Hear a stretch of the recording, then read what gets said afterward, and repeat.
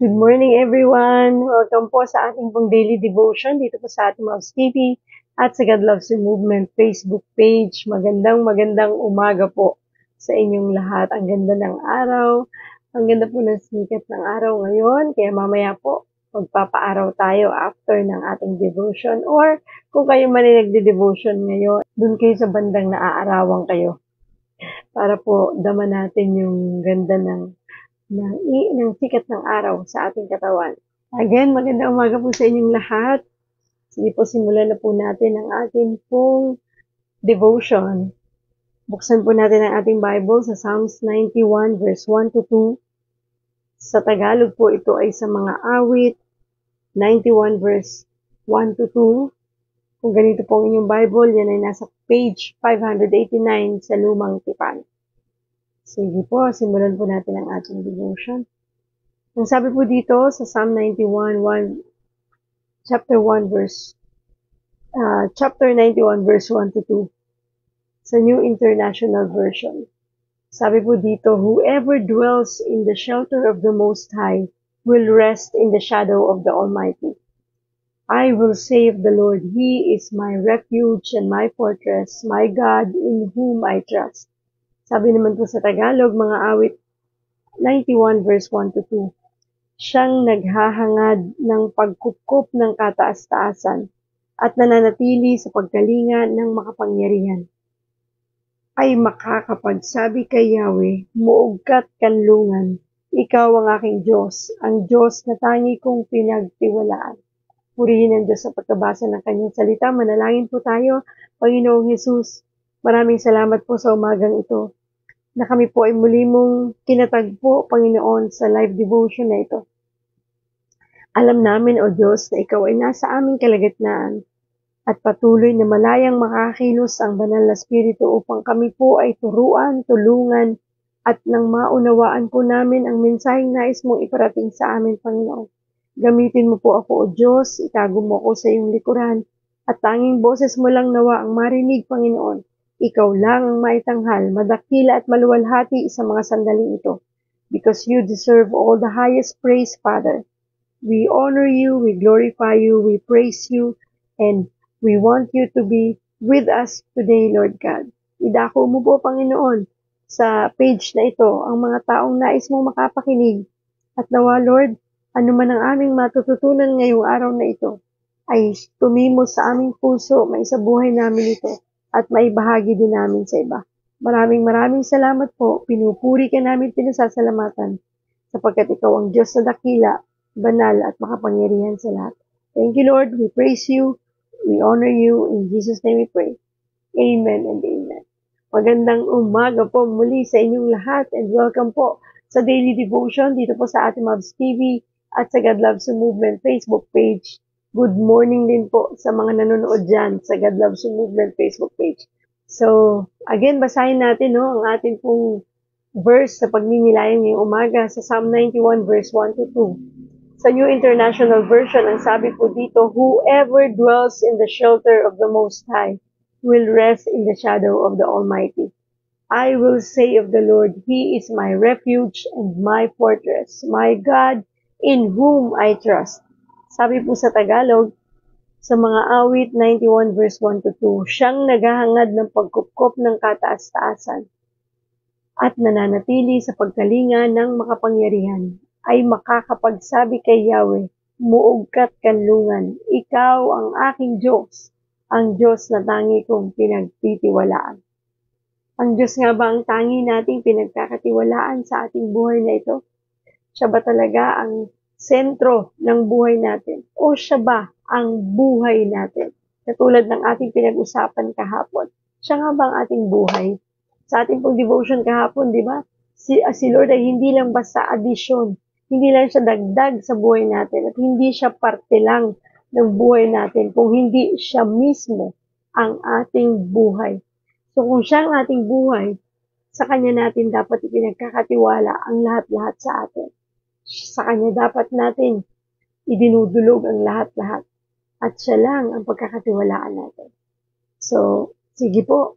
Ang title po ng ating devotion this morning ay all about a shelter from the storm.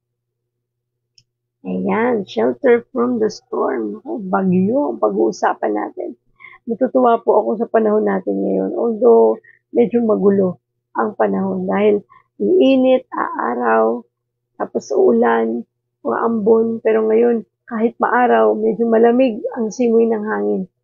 So, para sa akin, thank you Lord yan. Kasi pag mainit po sobra, iba ang pakiramdam namin. Kaya po, thank you Lord. Mainit, malamig, okay lang Lord. Kasama ka naman namin. You are our shelter from every storm. So storm kasi, no, pag naririnig natin yung word na storm, parang ang dating bagyo, problema, pagsubok. Tama po ba? And totoo naman, no? Yan ay talagang naihahalin tulad natin sa problema ng buhay, sa mga pagsubok. Pero ang maganda doon, meron tayong shelter o nasusulingan o na pag, anong tawag dito, na pwede nating puntahan para tayo makasilong, para tayo ay magkaroon ng comfort, at yan ay walang iba kundi ang Panginoon. So again, good morning po sa lahat ng mga bagong nanonood ngayon at sa mga bagong ngayon lang nag-tune in. Kayo po ay nanonood ng Ate Mavs TV and God Loves You Movement para po sa ating daily devotion para sa ating spiritual wellness. Kung merong physical wellness, kailangan din merong spiritual wellness. Dahil yan po ang tunay na pundasyon na kailangan natin upang magkaroon talaga tayo ng kagalingan sa ating buhay. Ang spiritual po ang kailangang ayos para maging maayos ang lahat ng aspeto ng buhay natin. Kasama po dyan ang physical aspect, financial aspect, emotional, social, and mental aspect. So sabi po dito, if you've ever experienced a strong storm or natural disaster, you know the importance of a safety shelter to protect you. Alam natin yan, di ba, pag may bagyo or nakakaranas tayo ng literal na bagyo, humahanap tayo ng lugar na kung saan magiging safe tayo. At kapag ka may bagyo, naka-alerto na ang ating pong gobyerno, ang ating mga local government para tayo ay palikasin, no? Para tayo ay makalikas at pumunta sa mas safer place. Kasi lalo na kung yung ating bahay, lugar natin ay hindi safe sa baha o sa mga pagguho ng lupa, ay ililipat tayo niyan sa mas safe dun sa mga tinatawag nilang, anong tawag nila doon? Yung safe place na paglilipatan para po tayo ay hindi mapahama. Diba? Kaya lang yung iba talagang matigas ang ulo. Ayaw lumikas kasi ayaw iwanan yung mga bahay nila. Kahit na alam na nila na mapapahamak sila doon, ayaw pa rin nilang umalis. Sama sila nakakapit, di ba? So, kailangan po pagka ganun, likas na tayo. So, whenever there is a threat, we need something stronger than that threat to shield us. Diba? Kapag ka meron nang nakikita kang kapahamakan, umiwas ka na, umalis ka na, lumikas ka na. Kumbaga ay, wag mo na itong hintayin pang mangyari sa'yo. May threat na eh. Ibig sabihin ng threat, parang meron ng pahiwatig na merong mangyayari. Dahil alam mo na eh, bumabagyo, bumabaha, at alam mong ang lugar mo ay bahain. So, dapat umalis ka dyan. Di ba? Alam mong, minsan, yung iyong ceiling fan, alam mo nang medyo hindi na maganda ang pagkakakabit at parang sira na at matatanggal na, huwag ka nang tumapat dyan. Dahil baka pag umupo ka pa sa tapat niyan dahil gusto mo magpahangin, malaglagang ka niyan. Di ba? So, yun yung mga bagay na dapat ay iniiwasan natin at iniingatan natin. Dahil para hindi tayo mapahama. At talaga namang humahanap tayo ng lugar na kung saan doon tayo safe, na mas stronger sa kung ano yung dapat nating tayuan. Katulad ng pag may lindol, di ba? Pag may lindol, pumunta ka sa ilalim ng kung saan magiging safe ka, na mapoprotektahan ka kung sakaling merong gumuho. So, gagi tayong ganun, no? Siyempre, hahanap tayo ng masusulingan, ng mapupuntahan para tayo ay maging ligtas. So, this is also true in our daily lives. So, we are susceptible to attacks from our spiritual enemy and from other dangers in life.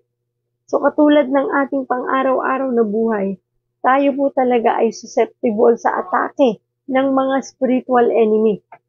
Sa mga bagay na hindi natin inaasahan, na mga pag-atake sa atin para tayo ay papahinain, para tayo ay takutin, di ba? Para tayo ay wag nang yung mawala ng pag-asa. Yan yung mga atake ng kaaway na puro naman mga kasinungalingan.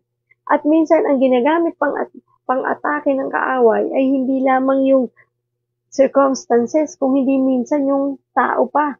Di ba? Yung mismong tao na malapit sa'yo, mahal mo, mga tao sa paligid mo, katrabaho, kaibigan, kamag-anak, kakilala, kapatid, anak, asawa, di ba? Minsan yun pa yung mga ginagamit ng kaaway para atakihin tayo, para tayo ay panghinaan ng loob, para tayo ay mapahamak, para tayo ay tumalikod sa Diyos, para tayo ay matakot. Nararanasan niyo po ba yan? Di ba, no? Minsan magtataka, ba't naman ganun?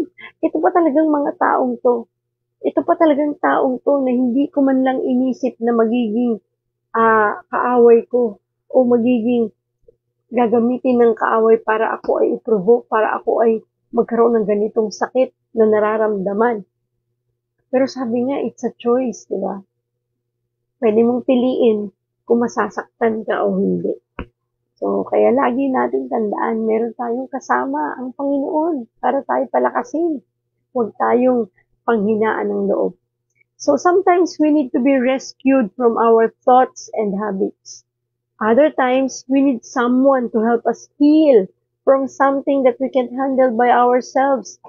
Kaya po huwag kayong mahihiyang lumapit sa mga taong tingin ninyo ay makakatulong para ipanalangin kayo, para bigyan kayo ng advice.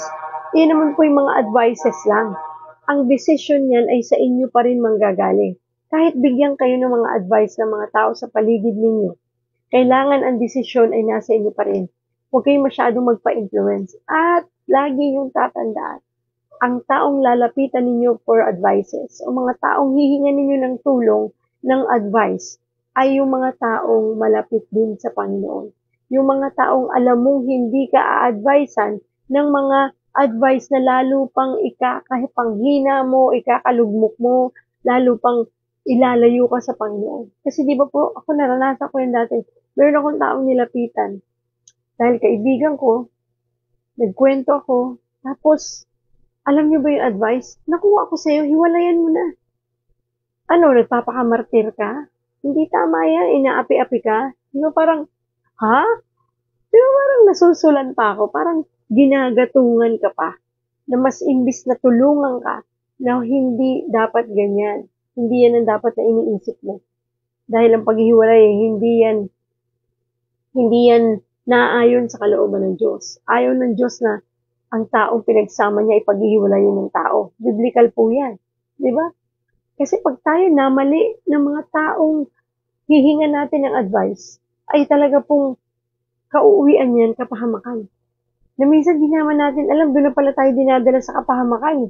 Dahil sa sobrang, syempre, emotional tayo, the time na tayo humihingi ng advice sa taong ito, tayo naman po ay parang lalong pinanghihinaan ng loob. Kaya po kung meron kayong mga group, mga gadi group, mga ka-Bible study, ka-fellowship, na alam mong mga believers din tulad mo, doon kayo sa kanila humingi ng tulong, ng panalangin, ng advice. Hindi kayo mahihiya. Kasi yan po ang mga taong alam mong mapagkakatiwalaan mo. Dahil kasama mo na sila sa matagal na panahon. Katulad po ng fellowship namin dito sa God Loves You Movement. Alam niyo po ba yung mga kasama namin dito? Para lang kami magkakapatid. Talagang we open up. Alam mo yung minsang mga bagay na parang di mo kayang sabihin sa iba. Pero sa grupo na sasabi mo is because you trust them. Because you believe na sila yung mga kasama mo at kamana ng palataya mo at tunay mong mapagkakatiwalaan sapagkat sila ay mga tunay na anak ng Diyos. Diba? Hindi kami mga perfect. Pero alam namin yung confidentiality, alam namin yung respeto, alam namin yung accountability. Na hindi tayo nandun para magchismisan. Hindi tayo nandun para kumuha ng kwento ng iba at i-chismis sa iba. Hindi po tayo ganun. We're all very honest. And Kapag ka mali ka, sasabihan ka namin na i-guide ka namin by the truth, di ba? Yung kapatotohanan na mula sa Panginoon. Ngayon kung tama ang ginagawa mo, we will praise the Lord.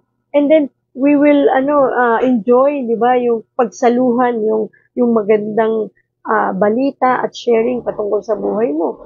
At pararangalan natin ng Diyos dahil doon. So, ang saya po, talaga, promise. Pagka meron kaming mga prayer request, yung mga gusto namin ipanalangin, naku, nakachat kami kaagad sa aming chat group at humihingi kami ng panalangin kahit para sa kaibigan, kahit sa kakilala, sa kamag-anak, sa kapamilya, katrabaho, kahit sino. Gusto namin ihingi ng panalangin ay dumudulog kami dun sa aming grupo para po, imaginein mo, no, kung kagaya namin po, siguro mga nasa 10 na kami. At yung 10 na yun ay mananalangin para sa'yo. Eh di ang dami mong katuwang para manalangin, di ba? At sila yung magbibigay sa'yo ng alam mo yon yung lakas ng loob, magpapalakas ng loob mo, mag-encourage sa'yo. Kasi yun naman po ang purpose ng grupo eh. Hindi po tayo nandoon para i-down ang isa't isa. Nandun tayo to uplift one another para po makita ang tunay na pag-ibig ng Diyos madama ng bawat isa. Nagkakamali tayo, nagkukulang tayo, pero dapat aware tayo dyan. Yun ang mahalaga doon. Alam natin na minsan tayo nagkakamali, nagkukulang, pero marunong tayong tumanggap ng pagkakamali at humingi ng tawad kung kinakailangan. Wow, thank you Lord. So, sabi pa dito, ang hirap kasi no, pag minsan may problema ka, huwag mo yan sarilinin. Ang hirap i-handle yan by yourself. Kailangan idulog mo yan sa tamang tao. Para minsan yung maikwento mo lang, naiibsan ka na eh. Di ba? Maikwento mo lang kahit wala namang sinasabi o hindi mo naman kailangan minsan ng advice. Ang kailangan mo lang someone to listen. Yung may makikinig lang. Di ba? Kaya pag ako po kakausapin nyo, para hindi ako, kasi madaldal po ako eh. Fit ko lang sa inyo. Pag gusto nyo ako kausapin, sabihan nyo agad ako, Ate Mabs, gusto ko lang ng kausap, gusto ko lang ng makikinig. Yan. Pag naman sinabi mo, Ate Mabs, gusto ko lang ng may makikinig at gusto ko rin ng may advice. Pwede bang advicean mo ko? Yan, magbibigay na ako ng advice. Okay? Kasi minsan po, taklesa din ako, yung dire-diretso ako. Kahit minsan parang, hindi mo naman kailangan yata yung advice ko. Gusto mo lang tagapakinig. Ako naman si daldal ng daldal. No? Mali yun eh. Dapat po kasi tayo rin na bilang tayo na magka-counsel sa kanila o may mga taong lumalapit sa atin para kausapin tayo, learn to listen, di ba? Huwag yun laging tayo. Kaya nga sila nandyan lumapit eh. Kasi ang gusto nila, merong makikinig sa kanila. Hindi yung sila yung makikinig na naman. Ang gusto naman nila ngayon, pakinggan mo naman ako. Gusto ko maglabas ng sama ng loob. Gusto ko maglabas ng hinanakit ko. So kung open kayo talaga, lalo na sa akin, open it up, di ba? Kasi God is with us at alam natin ang Panginoon ang nagiging sentro ng ating magiging pag-uusap. At pag talagang hindi mo na kaya, tumawag ka na ng rescue. Aside from praying, kailangan syempre you pray first, di ba? And ask the Lord, Lord, sino ang tamang tao na pwede kong lapitan? Sino ang mga tamang tao na pwede kong kausapin para maunawaan ako? Para nang sa ganun ay maliwanagan ako at gamitin mong taong ito upang maging daan para ako po ay makalaya na sa mga ganitong pakiramdam na nararamdaman ko. Napakahirap pong mabuhay ng punong-puno ng kabigatan sa puso. Naku, dama ko po yan. Minsan nga lang pag ngayon itong mga ilang araw na pagka yung gigising ako nakasimangot, hindi maganda. No? Hindi ako pwede nakasimangot. Smile, Mabel. Smile. Smile, Ate Mabs. Diba? Ngumiti ka. God loves you. Diba? Kasi mabigat. Ayoko ng gano'n. Hindi ako masaya. Gusto ko masaya ako pag gising ko. Although hindi lahat ng araw ng gising natin ay masaya, hindi lahat ng araw natin ay maganda, pero it's a choice. Nasa sayo yan. Kung gugustuhin mo na maging pangit ang araw mo, ikaw yan. So kung ayaw mo ng gano'n, humarap ka sa salamin at kausapin mo sarili mo, Hoy, ikaw, Marilyn, o ikaw, Jinky, maganda ka, mahal ka ng Diyos, ngumiti ka. O, di ba? At ang Diyos ay tunay mong kakampi, hindi ka nag-iisa. Anong dahilan mo, bakit ka nakasimangot? Ngumiti ka. Di ba? Kasi pag ngumiti ka, gumagaan eh. Kausapin yung sarili niyo minsan. Basta importante mag-isa lang kayo ha. Huwag niyo kausapin sarili niyo. May nakakakita sa inyo. Baka isipin ko ano na nangyayari. So, kausapin yung sarili niyo sa harap ng salamin. Ipaunawa mo sa Kanya na mahal ka ng Diyos. At hindi pwedeng ang mga nangyayari sa paligid mo ay sobrang makaapekto sa iyo. Sino ba ang maapektuhan yan? Physically, emotionally, mentally. Hindi ba't ikaw rin? Yan, ganun mo kausapin ng sarili mo. Kasi pag minsan, hindi mo nare-realize yan eh. Di ba? Dapat maisip mo yan na oo nga, anak ako ng Diyos. At ang ganda-ganda ng lagi kong naririnig sa daily devotion about the goodness of God. About God who is my refuge, my strength, my fortress. Na siyang kakampi ko, that He will never leave me nor forsake me.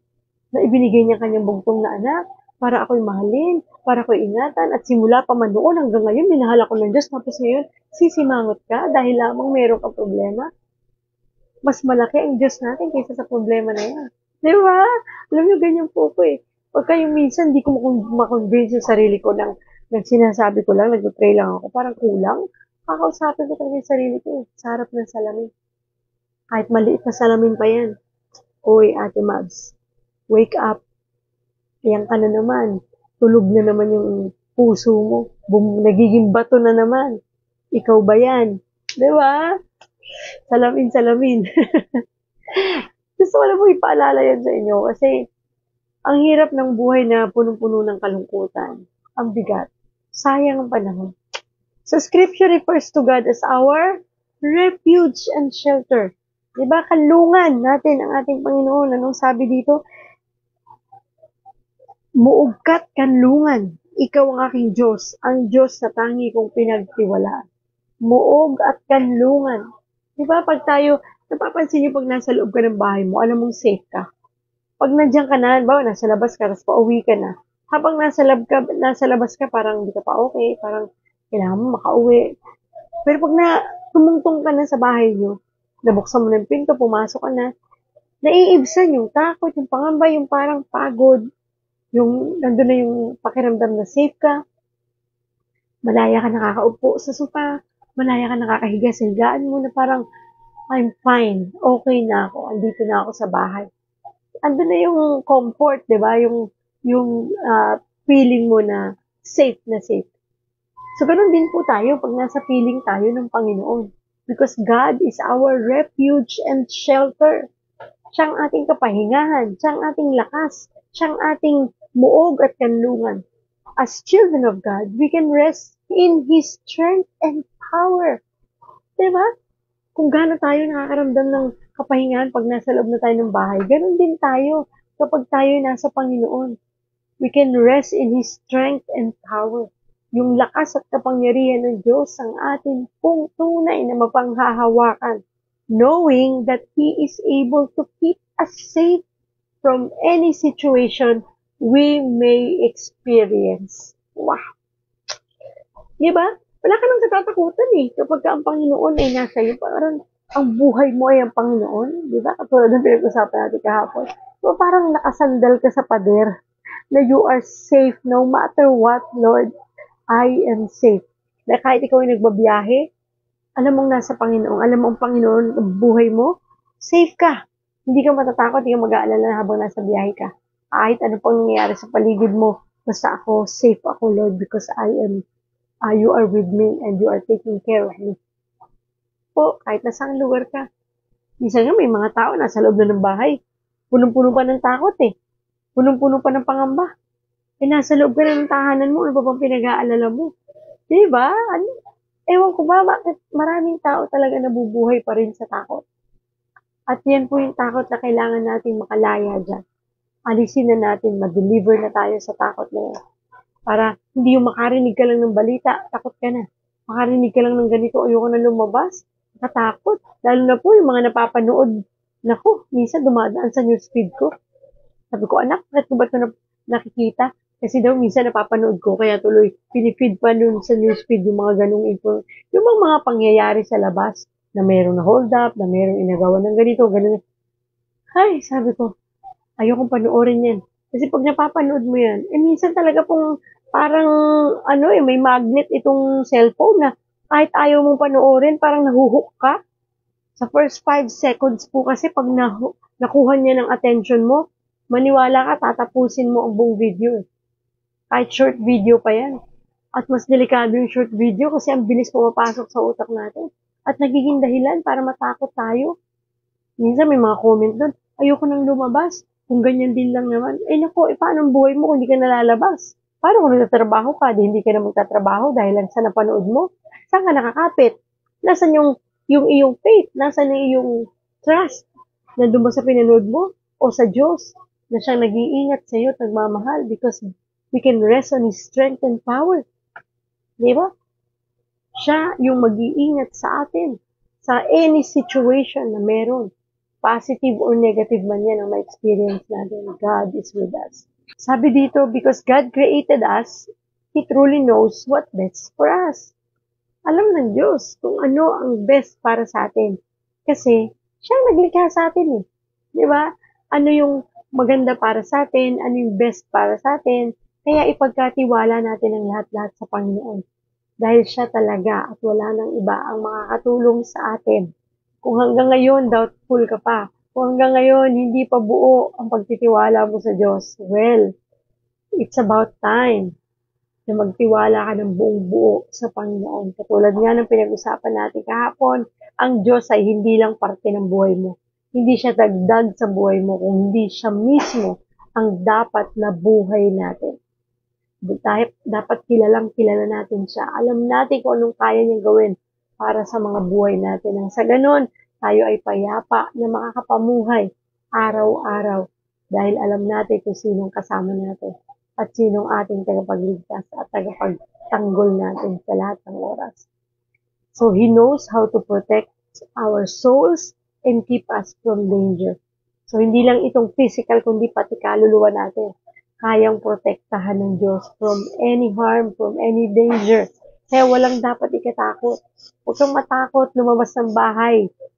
Huwag kang matakot na yung nangyari sa iba, yung mangyayari rin sa'yo. Tandaan mo, bantayan mo yung isip mo. Dahil minsan kung ano yung iniisip natin, siyang mangyayari. Kaya ang itatak natin sa isip natin ay yung mga bagay lang na kalugod-lugod sa Diyos, mga bagay na magaganda lang. Kaya mag-isip ng hindi maganda, sapagkat hindi sa Diyos yan. Sabi nga yung with the right thinking, there will be a right emotion. Tama ang pag-iisip, tama ang emosyon, magiging tama din ang action.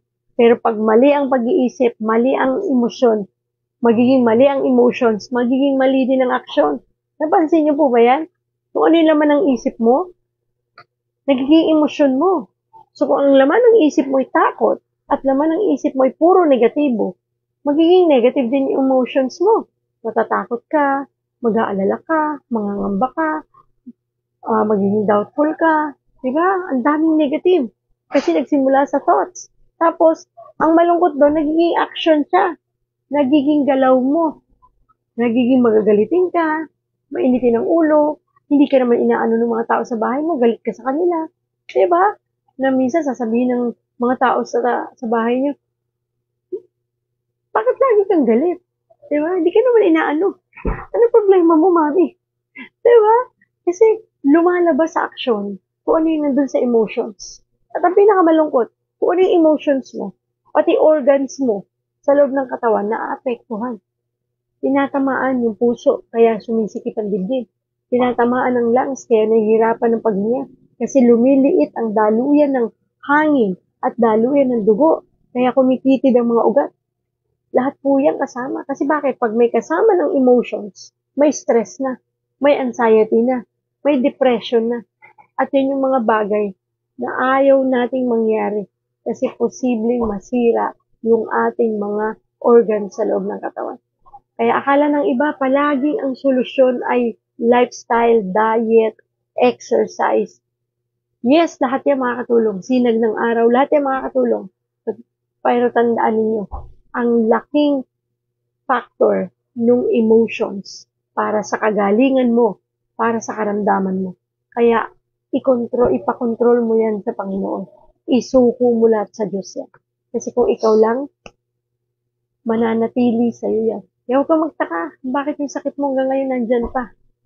Baka punong-puno ka pa rin ng galit. Ito na naman si Lord, no? Ito na naman yung sinasabi sa akin ng Panginoon. Kasi 'di ba, ang dami kasi kong naririnig at nagko-comment at may message sa akin. Ate Mobs, bakit gano'n? Naglo-low carb naman ako, strict low carb. Paulit-ulit ko po yan nababasa at paulit-ulit ko din na nare-receive sa aking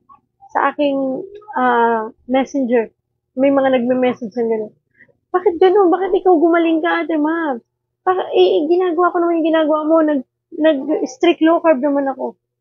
Sa totoo lang po, hindi lang low carb ang pwede na magpagaling sa inyo. Tandaan niyo yan. Kaya nga po dito sa Ate Mabs TV, kung mapapansin niyo, bakit merong spiritual wellness na ang Ate Mabs TV? Dati puro about health, about physical wellness lang ito. Bakit nagkaroon ng spiritual wellness na topic? Bakit nandito na yung daily devotion na dati nandun yan sa page ng God Loves You Movement? Pinalagay ng Lord dito yan. Sabi ng Panginoon, ilagay mo ang daily devotion sa Ate Mabs TV Facebook page. Kasi maraming tao ang nangangailangan ng spiritual wellness. Hindi lamang po tayo mabubuhay sa physical wellness. Hindi puro ayusin ang physical. Ayusin ang lifestyle, ayusin ang pagkain, galingan ng pag-exercise. Tama lahat yun. Pero kapag hindi mo inayos yung pinakapuno at pinakaugat, hindi po magkakaroon ng magandang bunga. Hindi magkakaroon ng bunga ng kagalingan, bunga ng kapayapaan, bunga ng kagalakan, bunga ng pag-asa, kung wala yung pundasyon. Sino yung pundasyon? Walang iba kundi si Jesus Christ. Diba sabi niya, Jesus Christ is love. God is love. Siyang pag-ibig at siyang unang nagmahal sa atin. Ang fruit ng love is joy. Ang root ay love.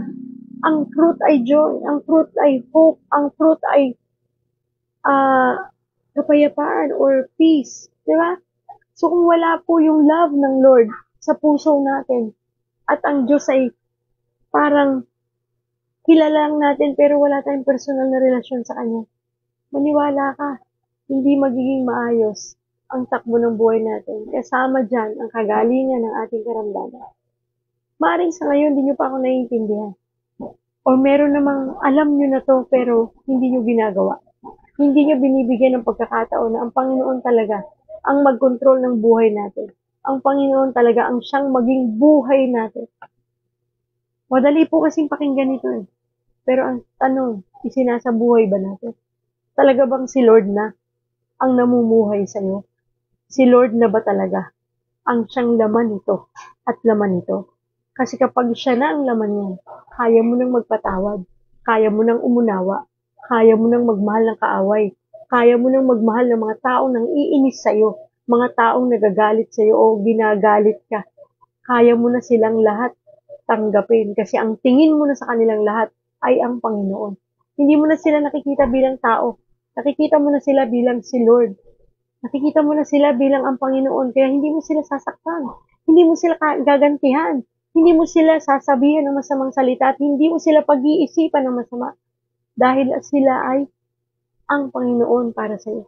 Diba? Love the Lord your God with all your heart and love your neighbor as yourself. So, lagi mong alalahanin yung cross.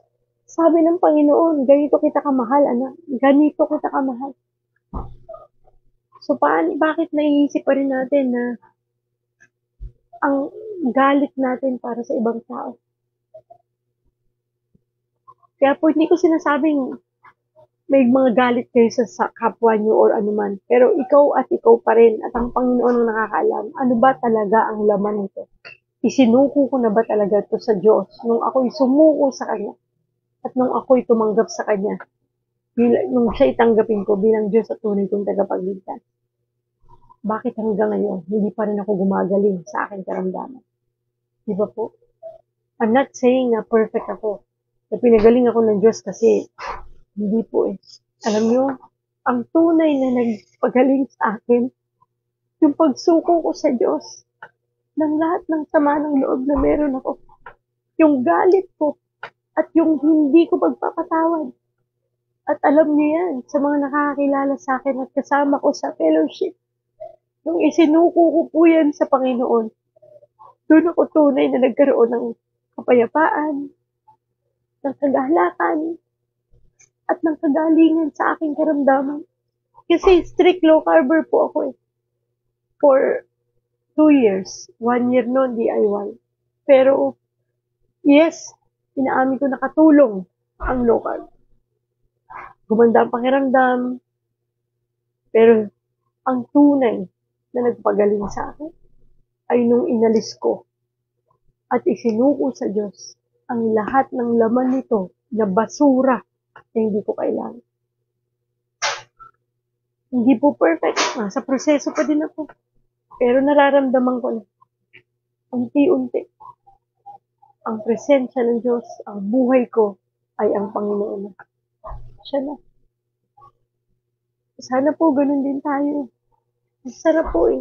Uulitin ko yung sinabi ko nung mga nakaraang devotion. Kukunti na lang pong araw ang oras na natitira natin sa mundong ito. We don't know kung mamayang gabi, bukas gigising pa tayo. Gawin na natin yung best natin. Because ang Lord walang hinangad kundi ang best para sa atin. Tayo ba? Hinangad din ba natin yung best na maibibigay natin for the Lord? Bigay natin yung best natin, hindi yung tira-tira. Hindi yung tira-tirang oras, hindi yung tira-tirang panahon. Kasi sabi ko nga, paano kung kukunin ako ng Lord on my 60th? Di 8 years na lang ang buhay kong natitira. Anong gagawin ko sa 8 years ko? Aaksayahin ko ba to? Ayoko na. Ayoko na aksayahin. Gusto ko na ibigay lahat. Ibuhos na as if hanggang ngayon na lang ang buhay ko. Yung ganun. Yung parang, yun ang iniisip ko ngayon eh. Ginagawa kong paglilingkod sa Diyos na parang hanggang ngayong maghapon lang ako. Yung bukas wala na, hindi ko na alam. Kaya gagawin ko na everyday. Everyday. Kasi no one knows. Nobody knows. Diba? Walang pwede magsabi na bukas wala na tayo sa isang linggo. Kahit may cancer nga eh. Diba? Taningan pa ng buhay yan eh. Nanay ko nga noon po eh. Nung tinaningan ng doktor ng 6 months to live, 5 taon pang nabuhay. Doktor, tao lang din yan. Yes, magbabase lang sila sa result, sa mga resulta ng mga biopsy, ng mga laboratory results, and whatever.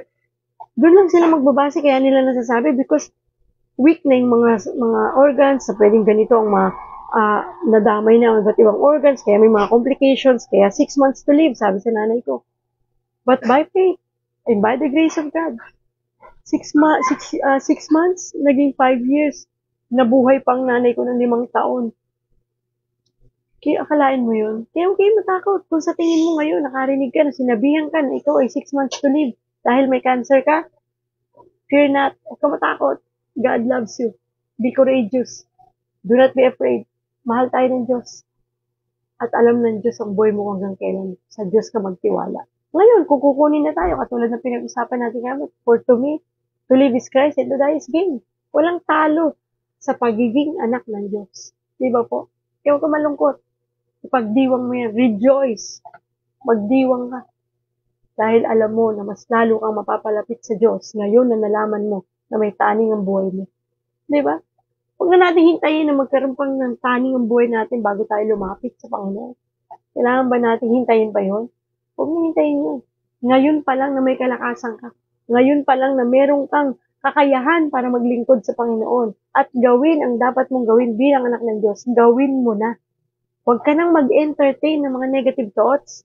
Sayang ang oras. Alam mo ngayon, sabi ko, Lord, sabi nga ni Pastor Bong last Sunday, kung may oras ka para mag-alala, para matakot, sigurado may oras ka para magdasal, para mag-isip ng magagandang bagay. Diba?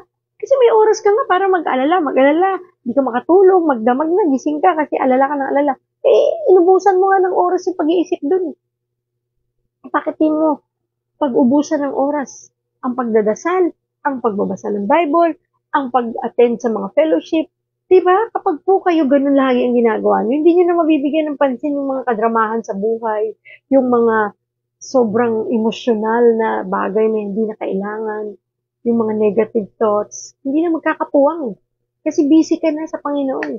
Busy ka na sa mga bagay na pagtuunan mo ng pansin. Ngayon kung nagtatrabaho ka, di pagtuunan mo ng pansin yung trabaho mo at ibuhos mo ang oras mo dyan na kasama ang Panginoon. At kung meron kang bakanting oras, magbasa ka ng Bible, mag-pray ka. Huwag ka na mag-entertain ng kung ano. At huwag mo nang hawakan yung cellphone mo kung manonood ka rin lang naman ng mga bagay na hindi tibay ng iyong pananampalataya. Magbasa ka ng Bible, mag-pray ka. Doon mo ubusin yung oras mo. Huwag mo nang i-entertain yung mga negative thoughts. Sayang oras. Sayang. Ako po tuwan-tuwa kahapon kasi sabi ko, Lord, thank you. Pagamat di man ako nakapag-live patungkol sa low carb, pero nakagawa naman ako ng video clip na mamaya ipopost ko. Ay parang very productive ako kahapon. Sabi ko, Lord, thank you. Pagka ganun ka pala ka-productive, di ka na nakakapag-isip ng kung ano-ano pang negatibo. Ang saya ko, tapos ang gaang. Alam mo yung, ang laman ay si Lord. Sabi ko, Lord, thank you. Kasi pag inubos mo talaga yung oras mo na nakatuon at nakafocus sa Panginoon, hindi mo na may entertain ang negative thoughts. Na hindi mo napapansinin yung mga bagay na hindi makakatulong sa iyong paglago. Lagi nang laman ng puso mo, yung Panginoon. At yung kanta mo, lumalabas sa bibig mo, worship songs. Sa totoo, hindi naman ako nakangabisado ng songs, di ako ganyan. Pero bigla na lang na ikakanta ko.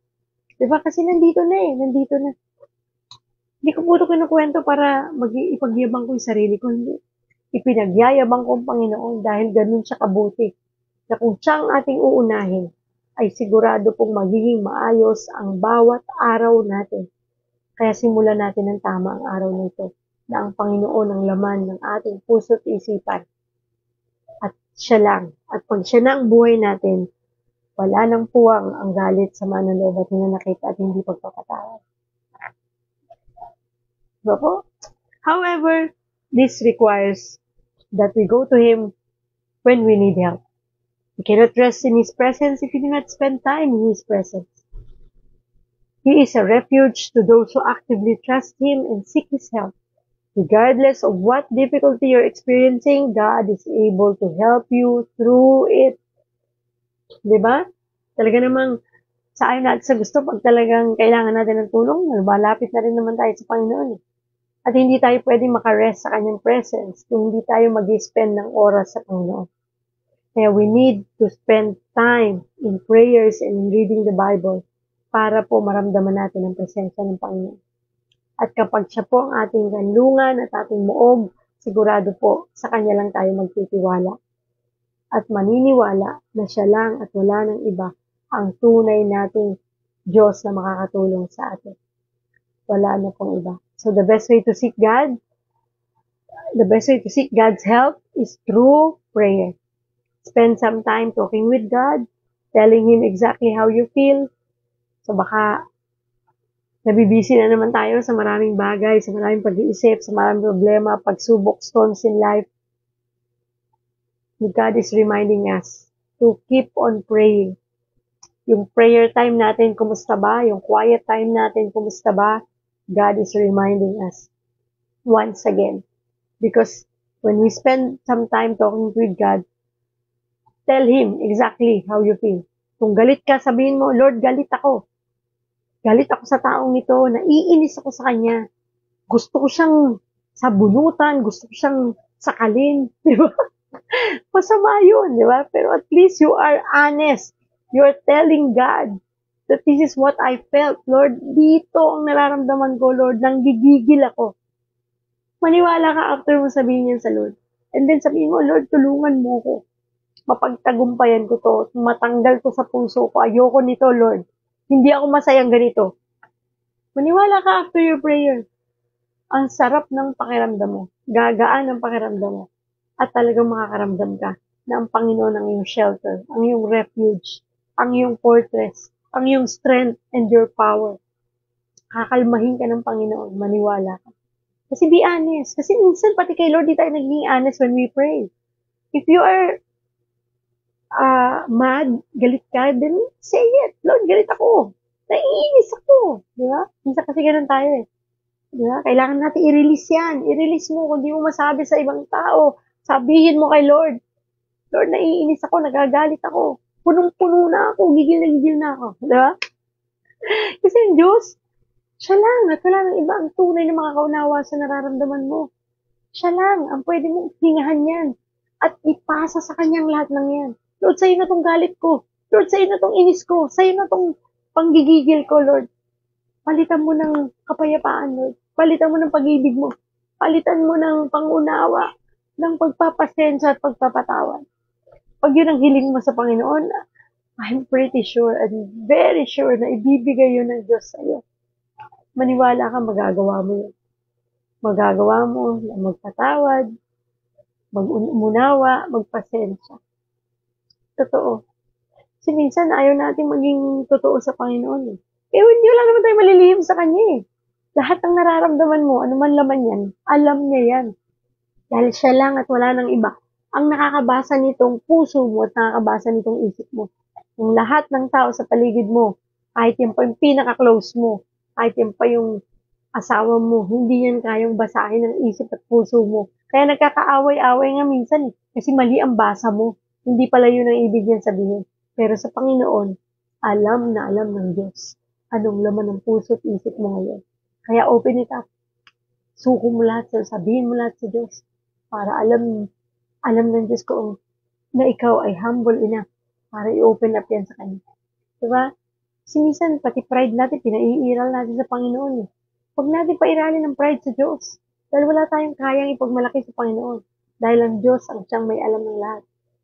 He's an all-knowing God. Omnipresent, omniscient, omnipotent God. Immutable. Diba? He's all-powerful, all-knowing. Diba? He is always in our needs. Walang nalilihim sa Kanya. So, ask Him for the things you need. Humingi ka. Diba? Ask and you shall receive. Seek and you will find. Knock and the door will be opened up to you. Kaya hindi binibigay eh. Hindi ka kasi tumatawag, hindi ka humihingi. Hindi ka kumakato.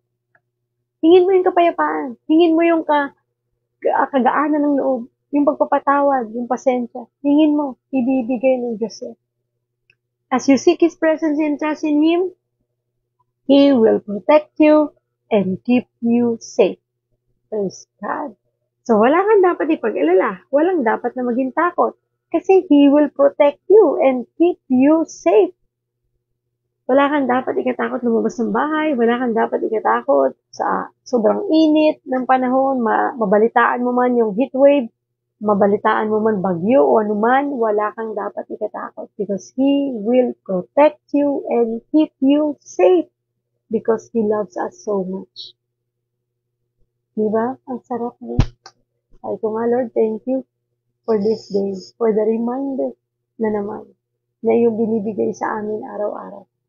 You are our shelter, our fortress, our protection. You are our strength and power. Thank you, Lord, and you are our salvation. Let us pray.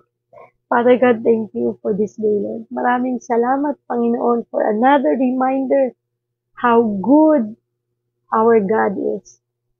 Gaano ka katapat, gaano ka ka-powerful, gaano kami dapat na magtiwala sa iyo because you are more than enough, Lord.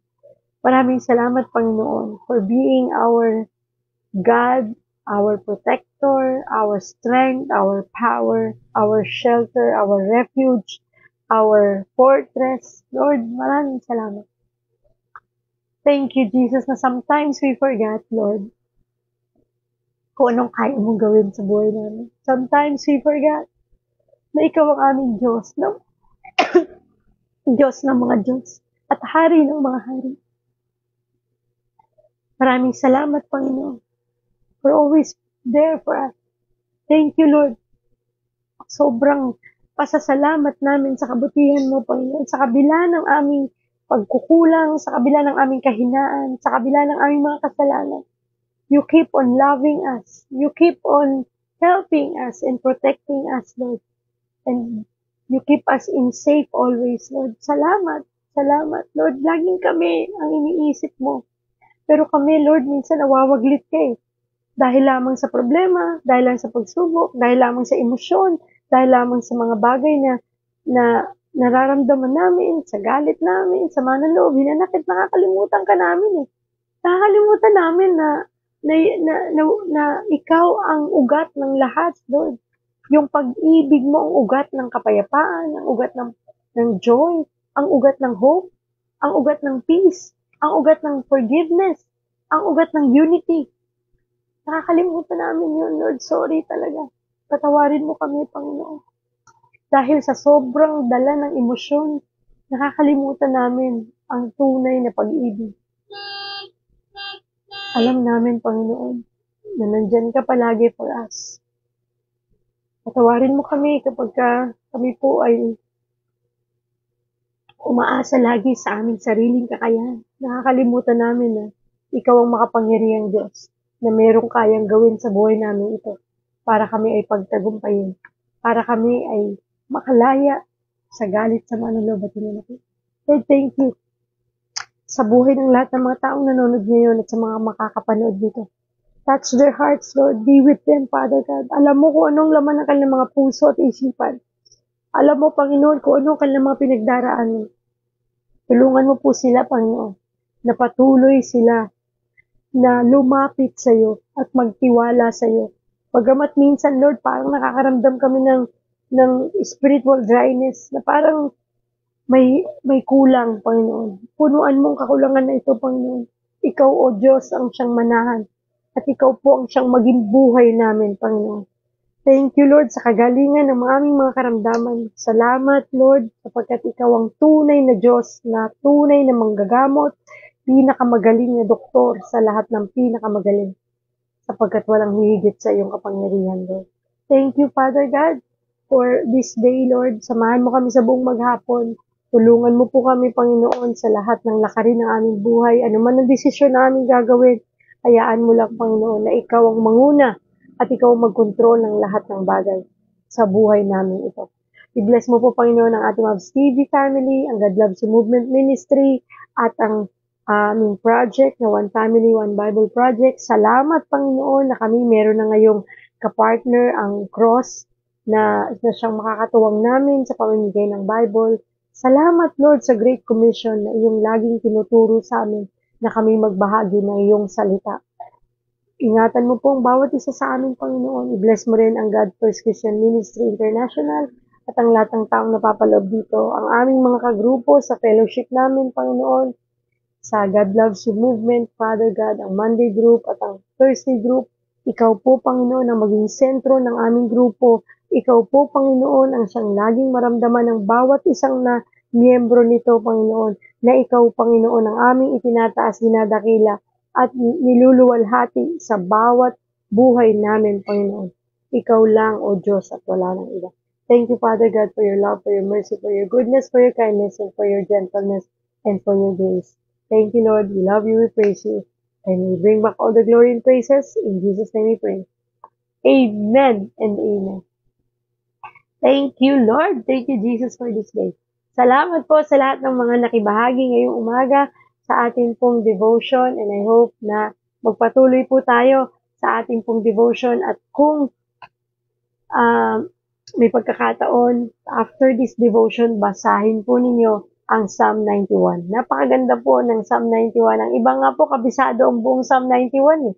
So, ang chapter 91 po ng mga awit, basahin po ninyo yan right after our devotion para meron din kayong personal devotion para po mas maunawaan natin kung ano ang mensaheng ipinahatid ng Diyos sa atin ngayong umaga. Psalm 91 o mga awit 91, buong chapter po. Sabay-sabay natin yung basahin right after our devotion. And praise the Lord, dahil ito pong ating GLYM Hour, A Message of Love, ay magpapatuloy na po ang pag-i-interview natin ng iba't ibang pastor dahil napakabuti ng Diyos. Dahil noon po ako'y naubusan ng i-interviewin dahil iilan lang naman po ang kilala kong pastor. Ngayon po, binigyan tayo ng Panginoon ng napakaraming mga pastors na pwede nating interviewin online para magturo online sa pamamagitan ng interview sa mga bagay na mga katanungan natin sa ating isipan upang mas lalo tayong lumago. Praise God! Ang dami na. Alam niyo po ba, kasama na dyan yung sa grupo ng Cross, sa GLU, at syempre, kasama natin yung mga ka-fellowship natin. Nandiyan si Ate Jinky, isang pastor's wife, si Ate Lucy, Nilalapit talaga tayo ng Diyos sa mas marami pang mga taong tunay na makakatulong upang mas mapalaganap natin ang salita ng Diyos ng tama sa ayon sa katotohanan ng Panginoon. Thank you, Lord. Kaya po, hintayin nyo lang, antabayanan nyo po ang magiging announcement natin kung kailan ang magiging regular nating pagla-live. Regular po natin gagawin yan. Ayan po ay gagawin natin sa gabi para po makapanood ang mas marami, lalo na yung mga nagtatrabaho. So, purihin ang Diyos dahil ang dami niyang plano na nais ipagawa sa atin. At eto na po, unti-unti nang nagkakaroon ng katuparan ang misyon ng God Loves You Movement. Naway patuloy tayo magamit ng Diyos sa pagpapalaganap ng kanyang salita. God bless po sa inyong lahat. See you again tomorrow para po sa ating pong daily devotion. God bless sa inyong lahat. God loves you. Mahal na mahal po tayo ng Diyos.